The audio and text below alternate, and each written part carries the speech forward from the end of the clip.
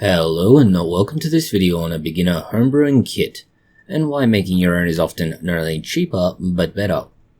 Let's say you are just getting into brewing your own beer, cider, mead, or any other beverage or alcohol. You might think that a kit with all the parts you need ready to go is the best option, and in fact you may be looking at this as a gift for someone.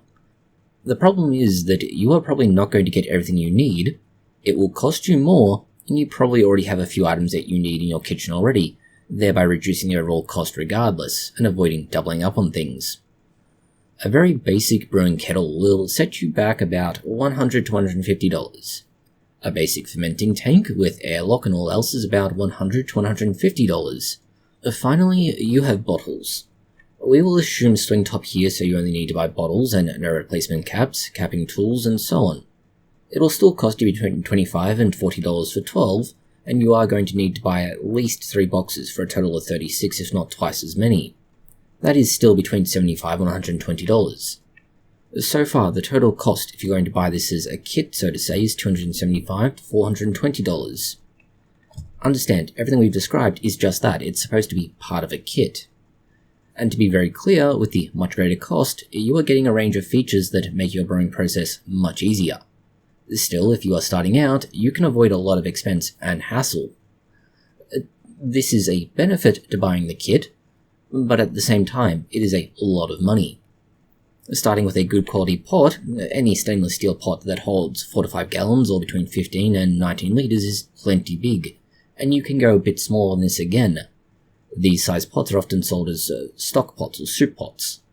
Just keep in mind that you want a pot with a thick base to ensure even heating, otherwise you're going to end up burning what you add into it.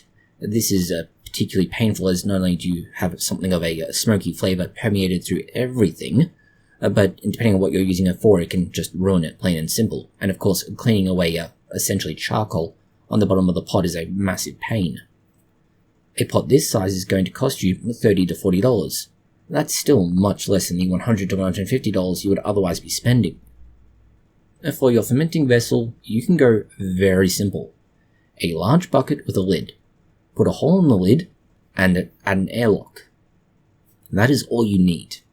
Now, you obviously would need to buy the airlock, unless you have it already, but buckets of about, say, 25 litres or 6 gallons are going to cost maybe $30 to $40, and you can even get them at some catering supplies or restaurants for nothing. They will give them away.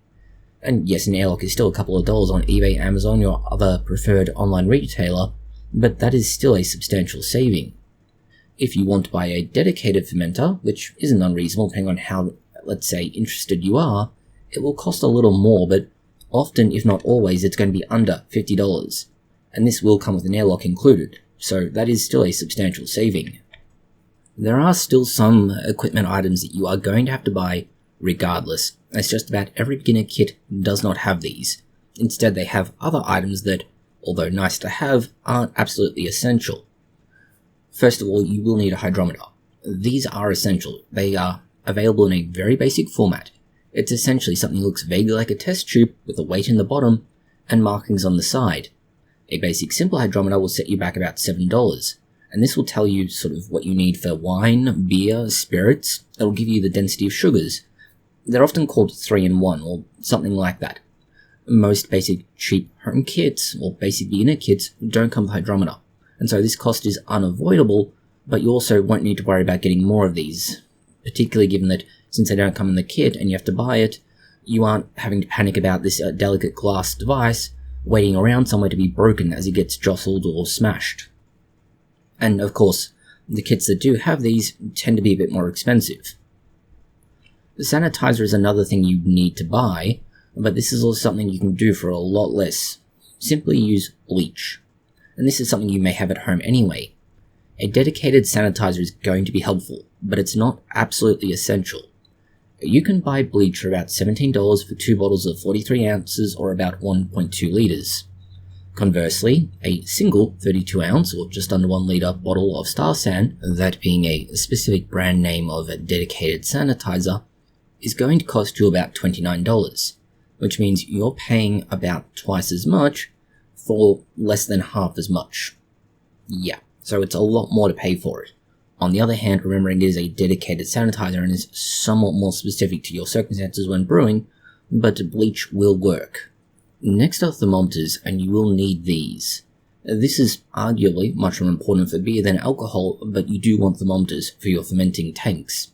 There are two kinds of thermometers we'll talk about: stick-on or submersible thermometers. Stick-on thermometers are exactly what their name says. They are stickers that you put on the outside of the fermenting tank. While they are not as accurate as submersible or immersible thermometers, they are much easier to use. A cheap stick-on thermometer will cost you as little as $1 or so each, and the price can go even lower again, but the price will vary somewhat based on the size of the pack you buy, the outlet, and etc.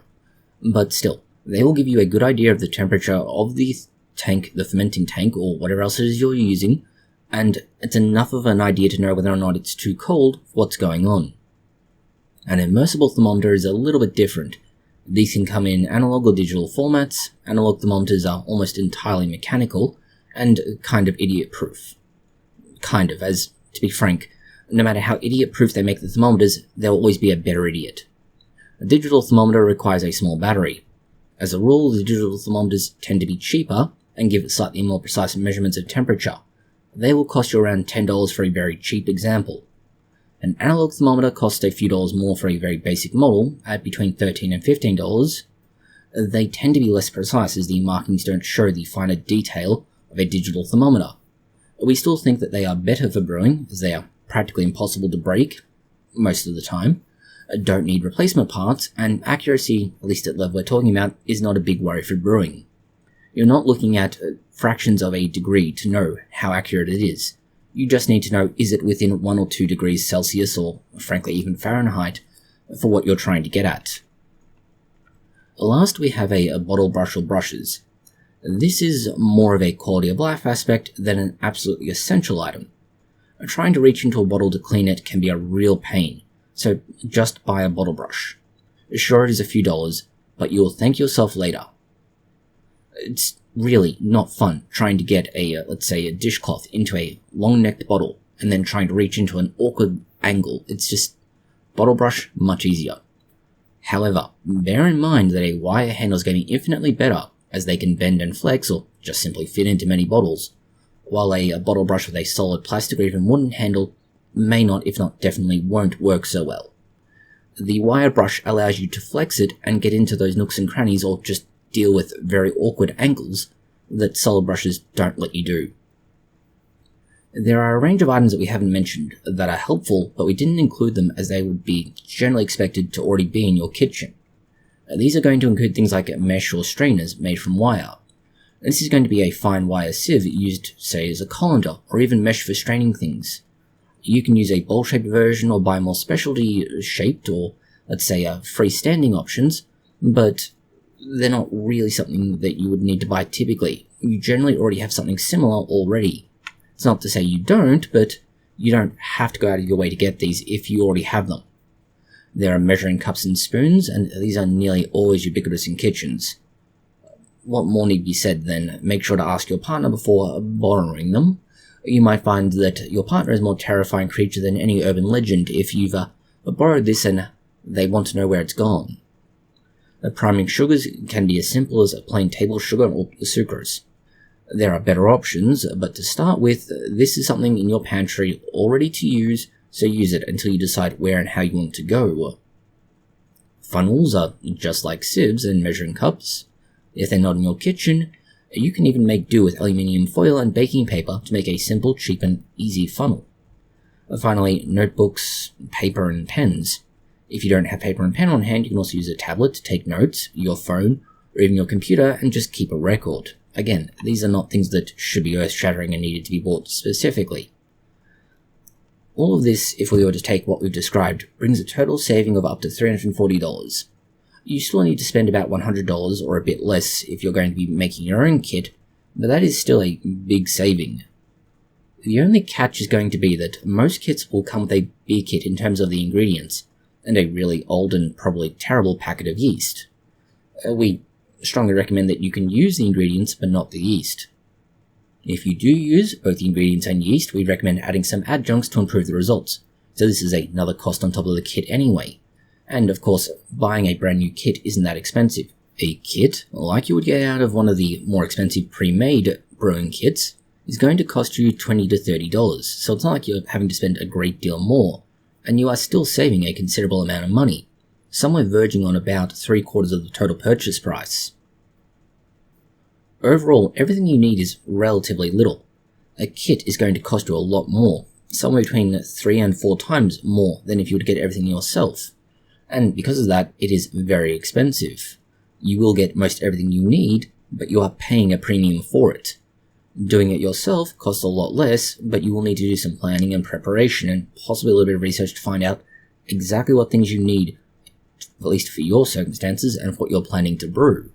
And of course, given that you're spending less up front, you can invest in, say, better brewing ingredients, in other equipment that you might want to, say, diversify into later, and so on. Thank you for watching this video. If you found it interesting, consider liking, sharing, and subscribing. And please do post any comments, questions, or suggestions that you have below.